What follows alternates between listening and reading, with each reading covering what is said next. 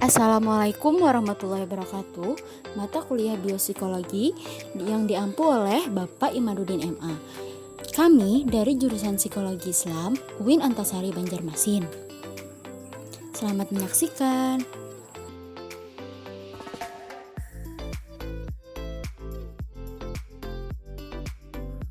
Video ini dibuat untuk memenuhi UTS mata kuliah biopsikologi yang disusun oleh Hamidah dan Mufti Izzatul Amalia. Apa sih itu neuropati perifer?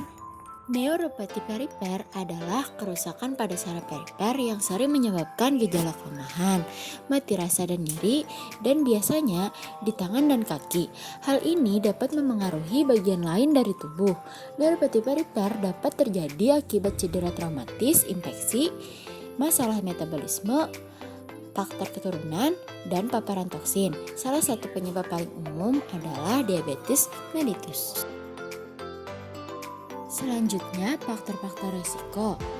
Pertama, diabetes mellitus yang tidak terkontrol. Kedua, penyalahgunaan alkohol. Ketiga, kekurangan vitamin D. Keempat, infeksi. Kelima, penyakit autoimun. Keenam, gangguan ginjal, hati atau tiroid. Ketujuh, paparan racun. Kedelapan, gerakan berulang dan riwayat keluarga neuropati. Selanjutnya ada penyebab neuropati perifer. Neuropati perifer bukan penyakit tunggal, melainkan kerusakan saraf yang disebabkan oleh sejumlah kondisi. Kondisi kesehatan yang dapat menyebabkan neuropati perifer antara lain: pertama, penyakit autoimun seperti sindrom Sjögren, lupus, reumatit, artritis, sindrom Guillain-Barré, radang kronis, demyelinasi, polineuropati, dan vaskulitis. Kedua, diabetes. Lebih dari setengah pengidap diabetes mengembangkan beberapa jenis neuropati.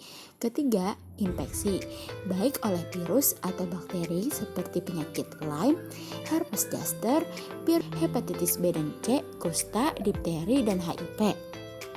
Keempat, gangguan bawaan seperti penyakit Charcot, Marie-Tooth. Kelima, tumor. Pertumbuhan tumor ganas dan jinak dapat berkembang pada saraf atau saraf tekan. Keenam, gangguan sumsum tulang seperti protein abnormal dalam darah, suatu bentuk kanker tulang atau mieloma, limfoma, dan amyloidosis. Ketujuh, penyakit lainnya seperti penyakit ginjal, penyakit hati, gangguan jaringan ikat dan tiroid yang kurang aktif atau hipotiroidisme. Selanjutnya adalah gejala neuropati perifer.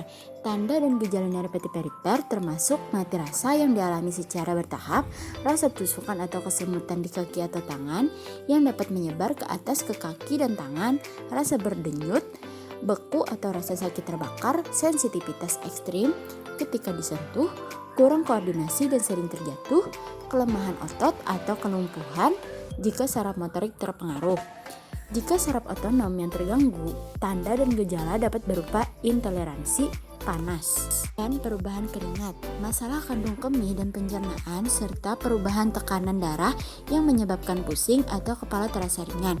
Neuropati perifer terbagi menjadi 3 jenis, yakni mononeuropat atau yang mempengaruhi satu saraf.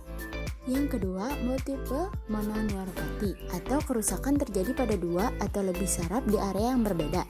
Dan yang ketiga, polyneuropati, kerusakan terjadi pada banyak saraf. Kebanyakan orang yang mengalami neuropati perifer adalah polyneuropati. Selanjutnya, diagnosis neuropati perifer. Diagnosis neuropati perifer dimulai dari wawancara medis tentang gejala yang dialami, gejala hidup, paparan racun, kebiasaan minum, dan riwayat penyakit dalam keluarga.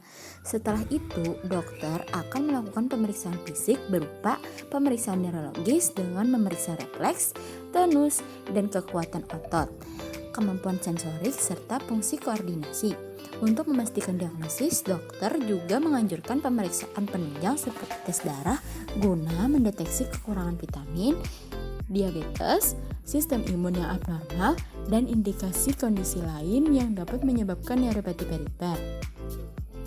Selain itu, pemeriksaan radiologi juga dapat dilakukan, yakni CT scan dan MRI, Elektromiografi juga mungkin perlu dilakukan untuk merekam aktivitas listrik di otot atau mendeteksi kerusakan saraf. Cara lain untuk mendiagnosis yakni dengan biopsi. Biopsi saraf yaitu pengambilan sebagian kecil saraf, biasanya saraf sensorik, untuk mencari kelainan. Biopsi kulit dengan mengangkat sebagian kulit untuk mencari pengurangan ujung saraf. Pengobatan dan pencegahan. Pengobatan neuropati perifer. Selain untuk mengobati kondisi yang terkait dengan neuropati perifer, untuk meredakan dan lain obat anti nyeri untuk meredakan dapat digunakan obat guna mendapatkan perawatan topikal yang juga bisa diberikan adalah krim kapsaicin yang mengandung zat yang ditemukan dalam cabai dan dapat membantu mengatasi gejala neuropati perifer. Lidocaine patch adalah perawatan lain bukan efek pereda nyeri. Antidepresan terselik tertentu telah ditemukan dapat membantu meredakan nyeri dengan mengganggu proses kimia di otak dan tulang belakang, menyebabkan merasakan sakit secara berat. Yang selanjutnya, pencegahan neuropati perifer. Pencegahan dapat dilakukan dengan mengatasi kondisi yang mendasar seperti diabetes, alkohol, artritis. Setelah itu, pengidap juga dapat mencegah dengan menerapkan gaya hidup sehat. Kaya buah-buahan, protein tanpa lemak untuk menjaga kesehatan saraf. Pencegahan kekurangan vitamin B12 dengan konsumsi daging, ikan, telur, makan rendah lemak, dan serat pangan yang cukup. Lalu olahraga secara teratur setidaknya 30 menit hingga 1 jam, latihan 3 kali seminggu. Terakhir, mencegah gerakan yang dapat menyebabkan kerusakan saraf. Kimia beracun, merokok, dan terlalu banyak mengonsumsi alkohol.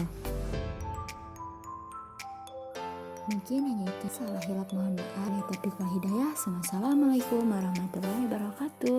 Dan semoga bermanfaat. Don't forget to like and comment ya guys.